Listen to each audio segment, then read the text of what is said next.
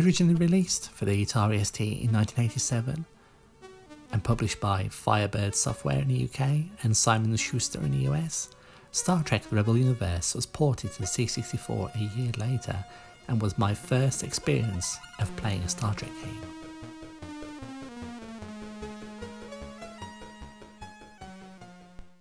In terms of capturing the look and the feel of the original Star Trek series, Rebel Universe knocks it right out of the ballpark. It is an entirely icon-driven interface, represented here by the faces of the crew and their various ship positions. There's Mr. Spock, science officer. There's good old Bones, monitoring the status of the crew, who has no messages. And there's Chekhov, ready with the tactical and battle commands. And yeah, it's really good how it organises the screens you need, the icons you need, by their linked purpose. So as you can see, you can click the navigation. This is the quarantine zone. There's all the stars you can visit, star systems, and as you can see on the bottom right hand, because that's what you generally need next once you've arrived, the in-system map is right there. Same with speed controls. It's really well done. You do have a mission objective to accomplish, an overall arcing story about why you've been sent into this quarantine zone, which is encased by a big, what's called a Klein sphere. It basically cuts off an entire sector of the galaxy and all the stars within to stop this spreading wave of mutinous behaviour that's got a reason behind it. What's cool about the Rebel Universe is that it has an open-ended design. You can accomplish your mission through several different ways. There are different endings.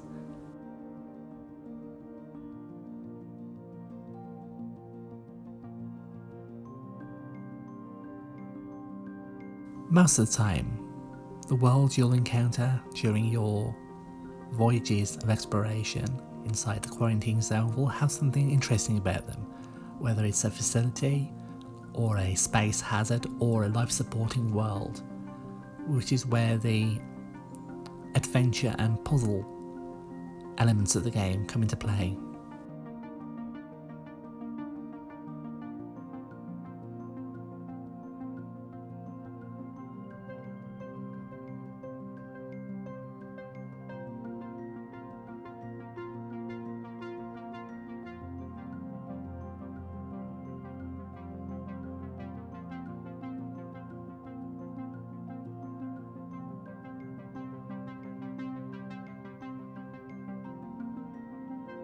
Now that we've attained orbit around a life-supporting world, it's time to beam down, and we get to pick an away team, each of whom have certain special skills.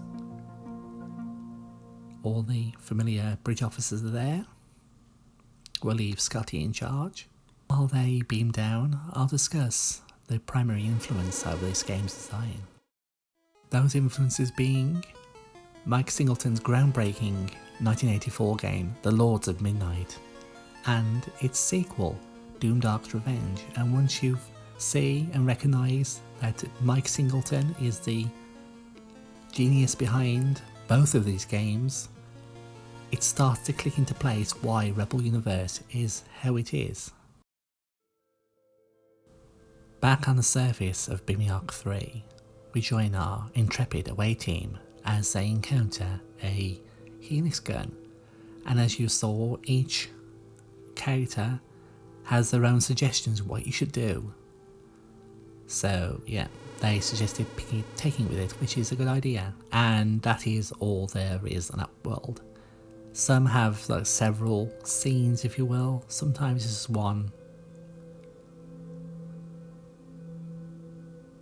Sometimes it feels like you might lock yourself out of something important, recovering a artifact that you need, but you needn't worry because, as I mentioned, there are several routes to success.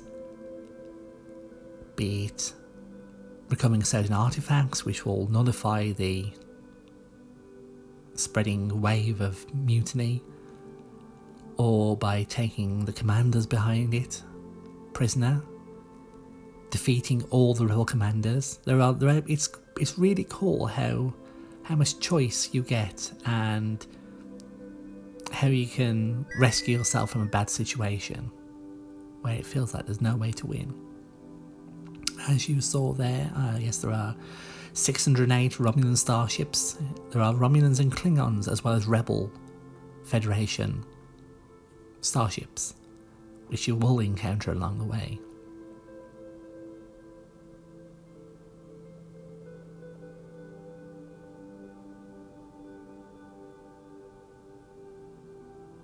It's quite intimidating at first, all the different types of hazards and planes, but fortunately the manual has a comprehensive guide to each one.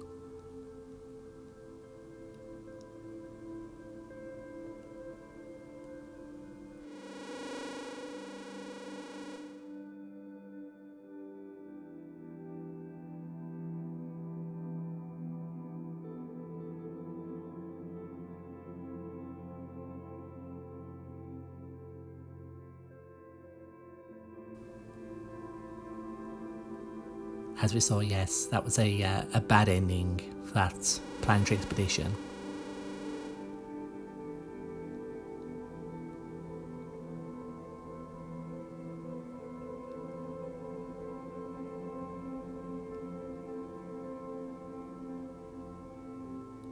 It's time to set course for another system. There are hundreds to explore, and this one's a Klingon world. So yeah, we're sneaking quick and quiet and hope the Klingons do not notice us. Ah yes, as Scotty warns, do not go at max speed for too long, otherwise, Captain, she cannot take it.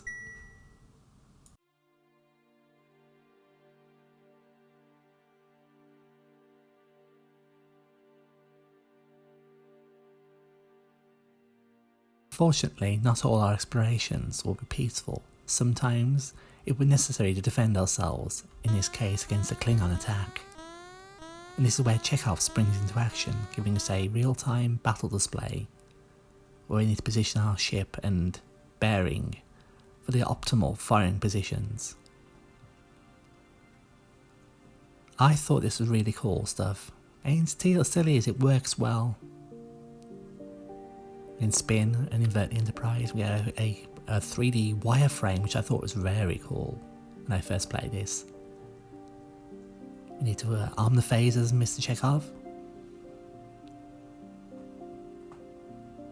And then take aim and fire! This is probably the weakest aspect. You just point, you just click target and just fire away, and eventually you will hit. Sometimes it doesn't feel like there's any point to doing this. Occasionally if you're low on, if you get bounce ambush basically, and you're low on shield and hull integrity, they can be quite dangerous, and timing is of the essence. Other times you can just hammer away, yes, and send one into oblivion. But to young me, this is the coolest thing. It did feel like the show, and that's where Rebel Universe succeeds. It feels like an authentic Star Trek adventure. You are in command of the Enterprise and all this crew, and considering how early this was done, 1987, it's really good stuff, and there hasn't been that many games like it. You've got the games like Starfleet Academy, Bridge Simulator, but none of them have quite captured what Rebel Universe set out to do as well. Not that those games are bad by any stretch of the imagination, but it's like Master of Orion 2 became the gold standard for 4X games. Rebel Universe has been my gold standard for decades.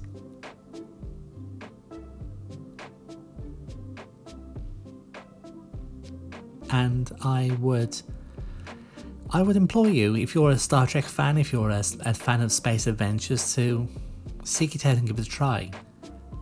There were two versions, the C64 version, which I've been playing here, and there's the original Atari ST release. It didn't actually get an Amiga release, which is a shame. But the Atari ST has some better sample sound from the show. It has speech as well, speech samples, which adds to the atmosphere, but it's not that much. It's garnish on a already lovely dessert.